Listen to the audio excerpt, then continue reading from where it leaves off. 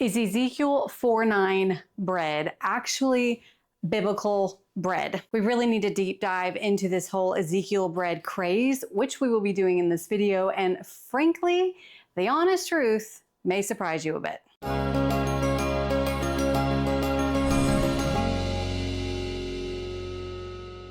Hey y'all, welcome back to Grains and Grit. My name is Felicia, and on this channel, we talk all things real whole grains from a biblical perspective. I teach you how to be milling your grains, baking bread, why you should be doing this, so on and so forth. All right, so Ezekiel 4:9 bread. We definitely need to discuss this, and basically just Ezekiel bread overall and in general. It's been a while since I've hit this topic, and we need to hit it again. And the reason for that is because I actually do receive several comments in regards to Ezekiel bread on this channel. Things like, can I just buy the Ezekiel 4:9 bread in the store? What about that bread that you can buy in the store? Is it good? Can I just buy that instead of milling my own grains at home, baking my own bread? What about sprouting grains like Ezekiel 4:9 bread does? Should we be sprouting our grains? All the many questions in regards to Ezekiel bread. But the thing that I want to hit on the most is, what is the actual truth behind Ezekiel bread? Is it actually a biblical bread? What was the bread we hear about Ezekiel eating?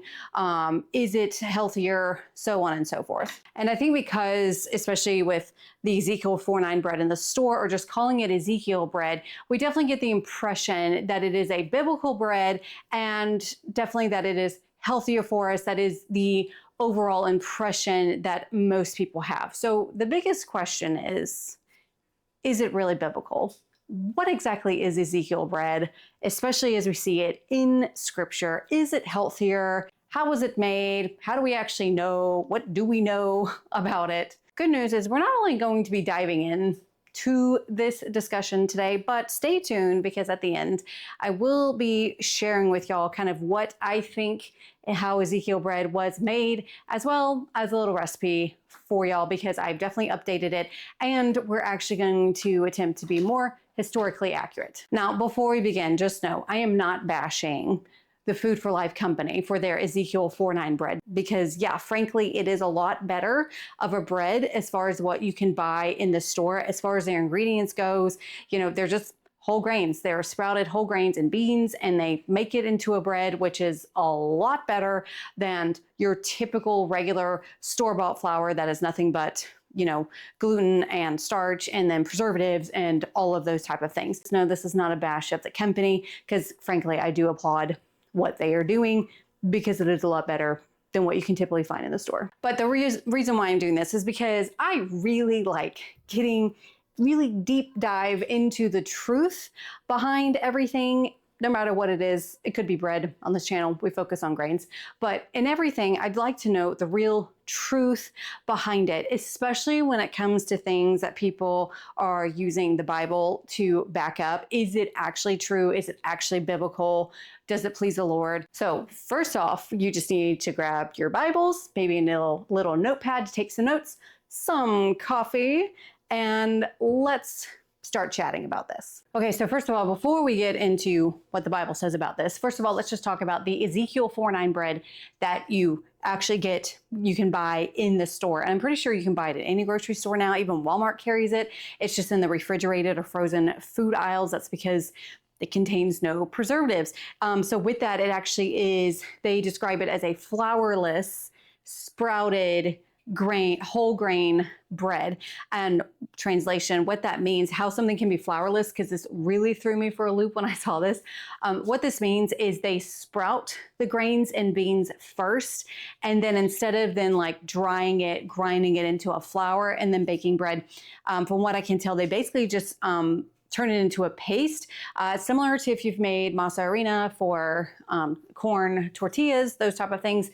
You take the grain and it's a wet grain, and so instead of drying it out, you just turn it into a paste and then go from there to make that bread. So I know it sounds weird especially when it comes to a bread, but that is how they do it. As far as their ingredients go, it actually is very simple. It's just a variety of different types of wheats and whole grains and then beans, and they sprout all of those and then turn it into that paste as I mentioned. And then as far as their basic Ezekiel 4:9 typical sprouted grain bread, they're just adding yeast, salt, and malted barley, and that's it. So no preservatives, which I think is really great. So as far as the ingredients goes, it's actually really good ingredients. But combining these with the wheats and the beans, it actually creates a complete protein. This is what they state on their website, which is really great. But do know that you don't have to sprout it to make it a complete protein.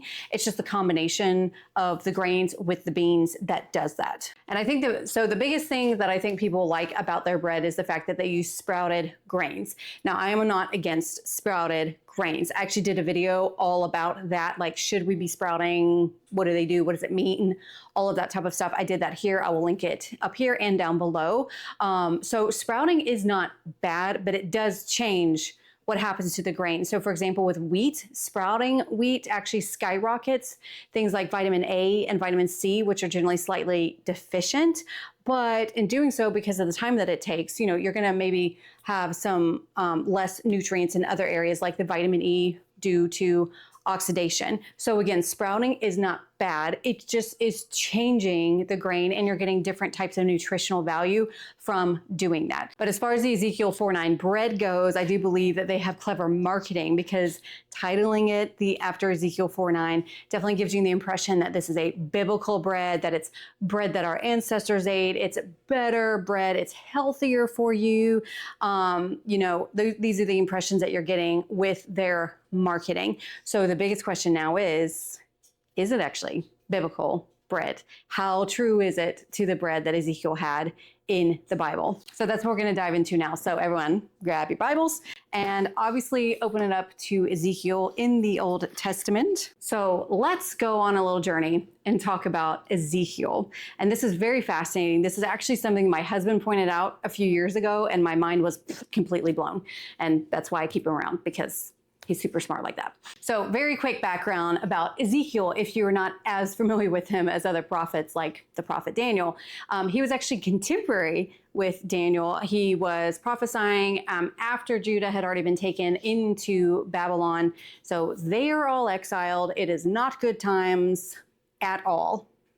And frankly, Ezekiel was asked to do some really weird and crazy things by God. So more people are familiar with him with the wheel he saw the wheel within a wheel, the crazy looking cherubim with all the eyes everywhere. He also prophesied to a bunch of dry bones and they came back to life.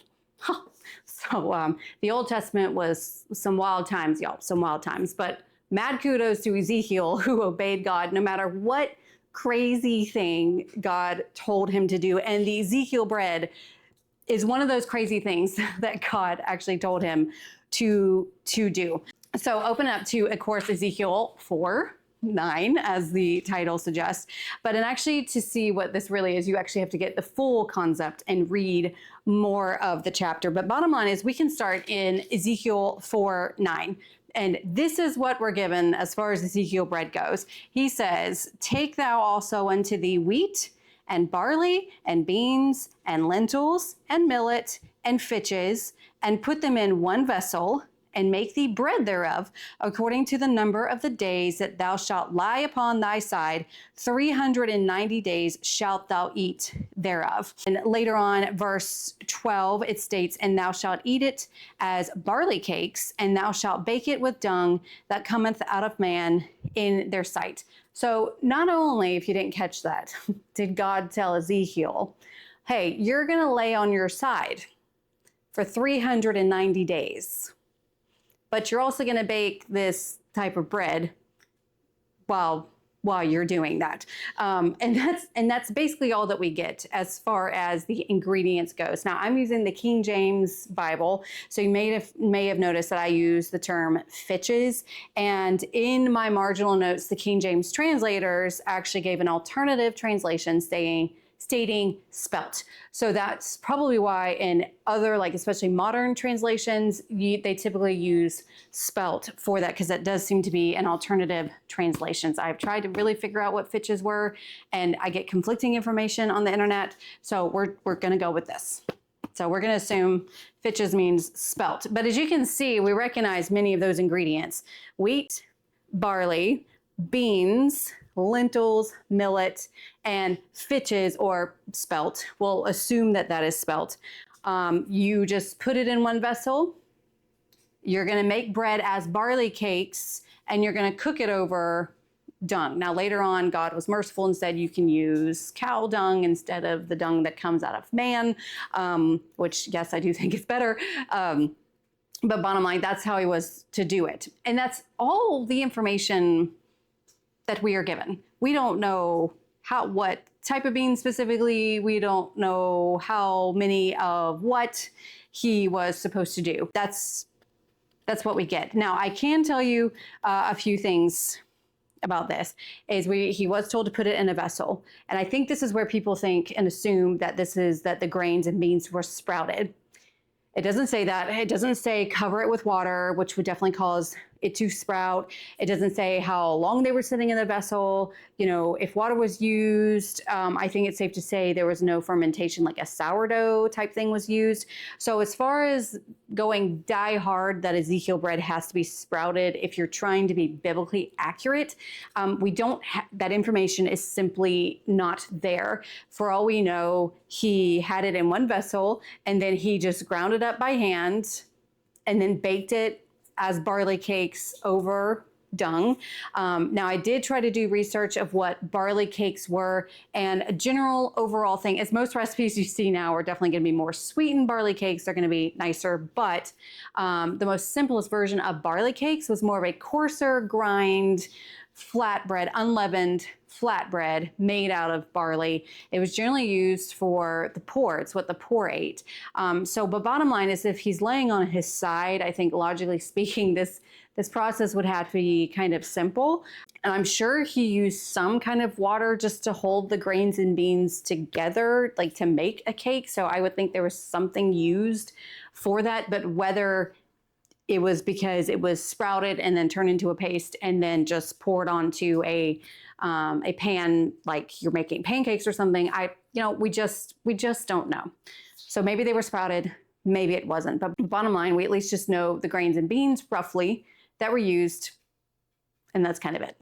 Now here is the more important part of the story that so many people overlook. And this is the biggest thing that my husband had pointed out, is you have to keep reading, because especially since most people see Ezekiel bread as like some healthy bread, and it was given, maybe they're under the impression that this was given by God because it's so healthy for you. It's a great bread, things like that. Well, if you read the scriptures, that wasn't the case at all. In fact, it wasn't given to Ezekiel as some sort of, magical, healthy bread.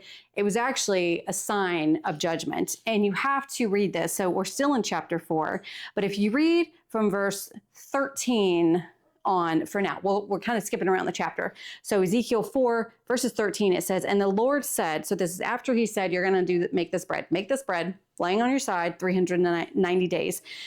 And the Lord said, even thus shall the children of Israel eat their defiled bread among the Gentiles, whither I will drive them. But then verse 16, it says, moreover, he said unto me, son of man, behold, I will break the staff of bread in Jerusalem, and they shall eat bread by weight and with care, and they shall drink water by measure and with astonishment, that they may want bread and water and be astonished one with another and consume away for their iniquity. So this was actually a bread, a sign of judgment. And this is further introduced if you go back up to verse 10, where it's talking about the weight of the bread that he is to eat. So verse 10 says, and thy meat which thou shalt eat shall be by weight 20 shekels a day. From time to time shalt thou eat it. Thou shalt drink also water by measure. The sixth part of an hin from time to time shalt thou drink, and thou shalt eat it as barley cakes, and thou shalt bake it with dung, so on and so forth. So Ezekiel was not only supposed to make this type of bread, but he was only allowed to eat a certain amount of it a day. And many thanks to Google, okay, 20 shekels by weight is roughly half a pound of this type of bread. And that was all he was allowed to eat each day for 390 days. And then he also had to limit his water. Again, thanks to Google, a sixth of a hin is roughly about 2.5 cups of water. And that was all he was allowed to drink each day. So 2.5 cups of water and just half a pound of this particular bread every day. And that was it. So I actually find it greatly ironic that we've now used the title Ezekiel Bread as a marketing title to have people think that this is some really great bread, which in fact, it was judgment bread. It was meant to show the nation of Israel that they are being judged by God. And because of that, they're going to have to be very careful with the bread. They're basically going to be starving. They're going to be not having water, not having bread, and they're going to be wanting bread because they're not going to have it. And this was a sign that God had given them through Ezekiel to show that, as bizarre as it may be. And who knows if anyone actually got it, but that's what it was. This was a sign of judgment from God to his people in the Old Testament. So maybe not the best title for a bread. Gotta love marketing though. So to wrap this little history lesson up, bottom line, are whole grains good? Yes. Are sprouted grains good? Yes. And you can have, thankfully now, we are not under the judgment of God, and we can now bake bread to make it absolutely delicious, whether we're using sprouted grains or milling our own flour at home that's not sprouted. We can thankfully make really good bread. And I'm actually going to be showing you that in just a few minutes, the recipe that I now have for Ezekiel bread. But I just wanted to share this with y'all so we actually know the full story when it comes to Ezekiel bread, and understanding that it really was it was a bread of judgment. And just because something is titled out of something in the Bible, it doesn't necessarily mean it's extremely accurate to the Bible. Now let's get to the recipe, and I've actually tweaked it a little bit. So when I first did this recipe, I actually received several comments about how inaccurate it was, predominantly because of the beans that I used. I was using more New World beans that Ezekiel probably would not have had access to at that time. So when I came out with my cookbook, I actually updated my recipe to actually accurately reflect the beans that he probably would have had on hand, which in our case is actually chickpeas or garbanzo beans, depending on how you want to name it. But I found when I was doing this video that I was still using a modern dwarf wheat as one of my wheats. And so I'm actually going to be experimenting today, first time trying this today, to actually be as accurate as possible and using only the ancient grains and beans that he would have had access to back in his time.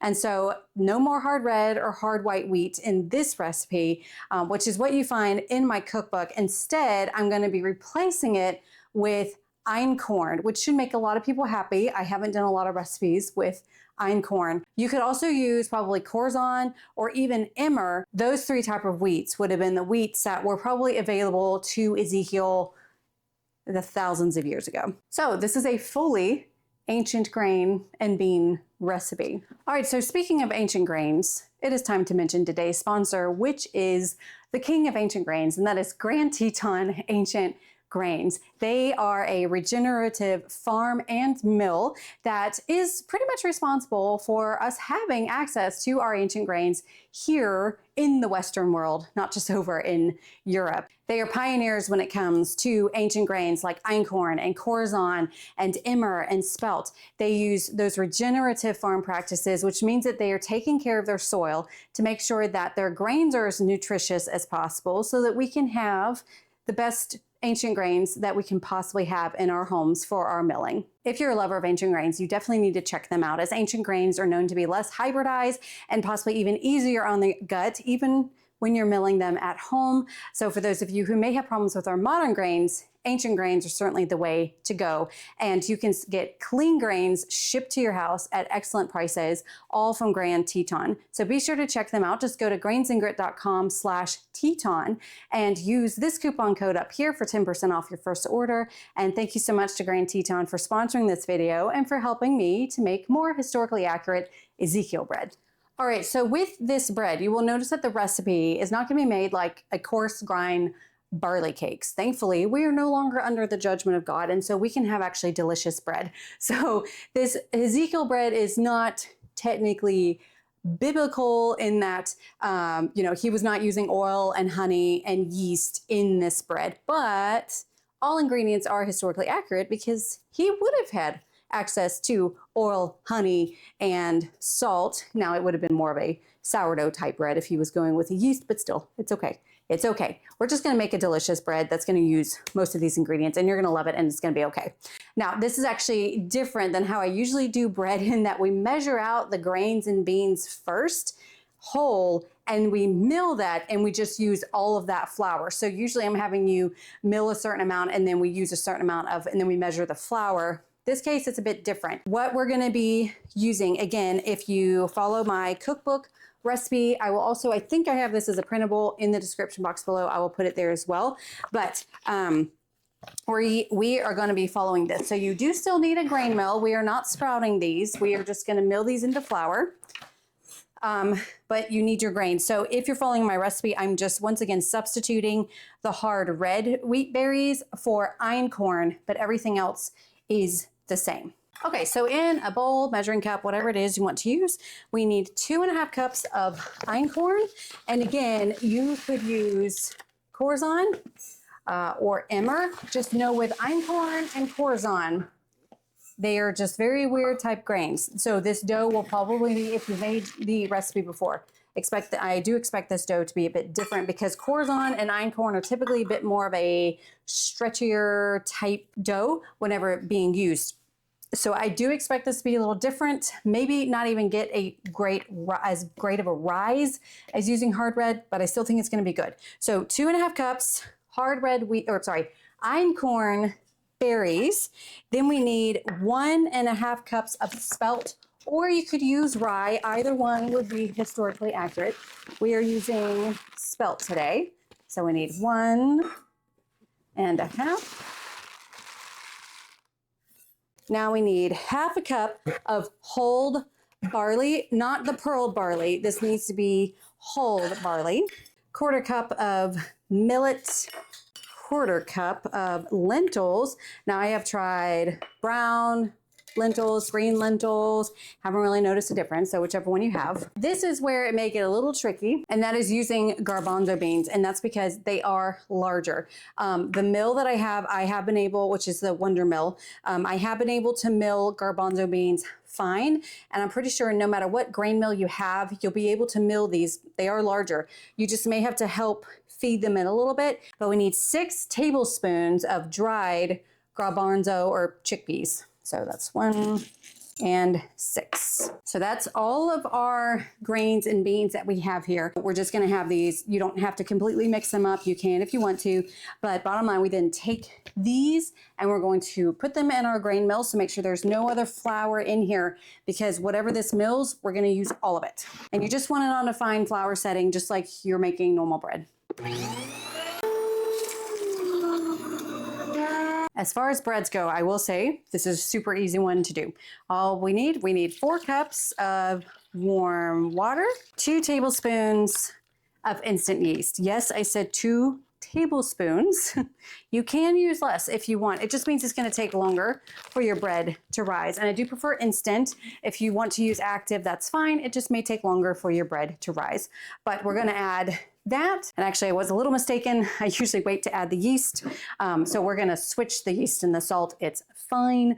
We're then going to add in 1 cup of honey and 1/2 cup of oil. I do use extra virgin olive oil. You can use whatever oil you like, avocado oil, peanut oil, whatever it is, but I do prefer extra virgin olive oil in mine. I wouldn't do a coconut oil. The flavor would probably come through. typically, I should have added my salt, not the yeast to this.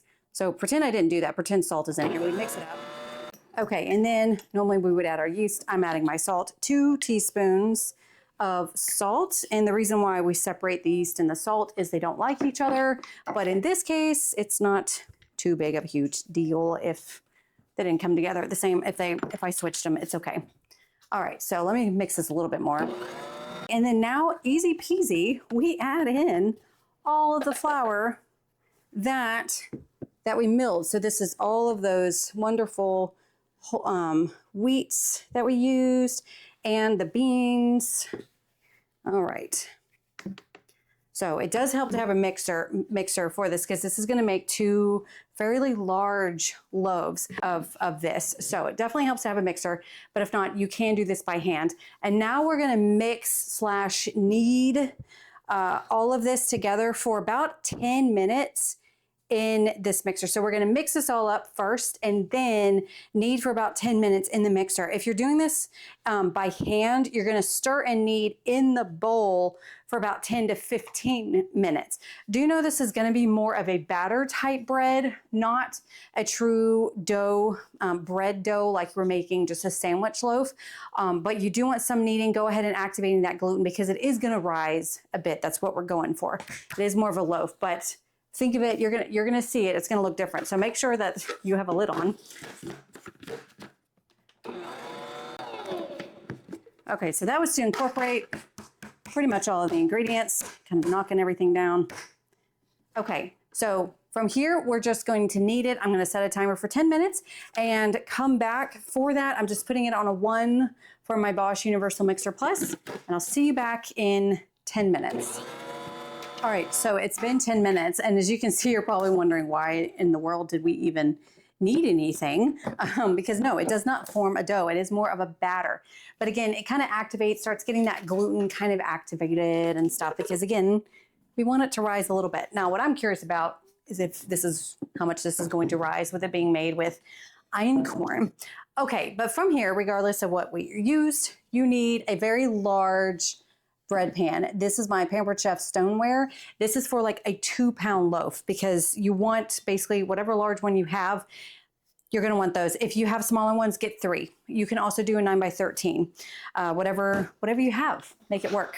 Now, if you are using hard red, it will probably be a little bit more together than this. So I'm just going to give it a good stir so you can see. And I will say, it is definitely that stretchiness that einkorn gives. The Corazon would also be doing the same thing. So this should be interesting. I'm very interested to see how this works out. Okay, so we're just going to eyeball it and pretty much evenly divide it up in these 2 bread pans as best we can. Goodness, this is definitely leaving some. It's that stretchiness, these strings with this einkorn. It's very interesting. Okay, so there we go. And we are going to let it rise just a little bit. You do not want to rise too much, because it will spill over. So I'm probably going to rise this to where it's just either even with the tops of the pan or just above, as the recipe states. But I'm going to put these on my oven and go ahead and preheat my oven to 350 degrees, because this is probably only going to take about 30 minutes. Okay, so just to give you an idea of how full these are, I think, I kind of wish I had maybe divided up maybe amongst 3, but I think this is still going to be okay. Gonna kind of clean it up there. And we'll see you back when these are risen. And again, I've got my oven preheating to 350. I'm going to give these about 30 minutes and we'll see what they look like. Okay, so you know how I said how I think I should have used 3 bread pans instead of 2. Lesson learned, I've always trust your instincts, because yes, absolutely, I should have used 3 and not 2, and this is why. Yeah, so this is what happened, why you don't let your Ezekiel bread rise too much, because that's what happened in my oven. Yuppers, it overflowed, but it's okay. So here we are actually with the Ezekiel bread. You can see it just went too high over it. So I think the rule of thumb is to be safe, probably not fill your bread pans more than halfway full with this. And I think whenever I use hard red instead of einkorn, it usually doesn't have this much. I think the einkorn just produced a bit more, but that's okay. it's totally fine. So I've let this cool in here. I'm now going to take these out. I just let them rest in the bread pans for at least 10 minutes. It actually has been longer for this because we had to eat supper. And then we're going to slice these babies open and see how they hold together and taste. So as you can see, you know, kind of ugly bread, not very pretty, but sometimes ugly bread still is delicious bread. Actually, I would say oftentimes. So this is actually cool enough where I'm going to go ahead and slice a piece. Let's see how this does. Okay, so it actually is holding together very, very well. So the biggest thing is, you know, don't put so much in the pan like I did. So now we are going to try it. So I can just do slices like this, but hey, not bad considering I used einkorn. I probably wouldn't use this as a sandwich loaf, but again, this isn't fully cooled down and it kind of was just, it went up too much. So I think it would be a bit too crumbly for sandwiches, but that is probably going to be very good with some butter. So now let's try this. Yes, that is delicious. All right, so there you have it, y'all. And further proof that I am not perfect when it comes to bread baking. I still make mistakes, even though I've been doing this for over a decade. But in my defense, my instincts were telling me I should have not shoved them all into 2 bread pans. I should have used a 3rd. So always trust your instincts, trust your gut, whatever it says, trust your gut. So I'm going to continue enjoying this slice because it actually is delicious. Don't be freaked out if you're like, oh, like adding beans to bread. You can't tell. It actually is very, very delicious. And with the einkorn, it worked out very well. This is a very soft bread and very good. So comment below. Let me know what you think about the real story with Ezekiel Bread. Let me know if you've tried this recipe. Again, it's in my cookbook and the description box below. And I actually have done this in the Zojirushi bread machine. So if you're looking for how to do this in a bread machine, check out this video here. And as always, I hope you'll have a wonderful day and I'll see you next week. Bye.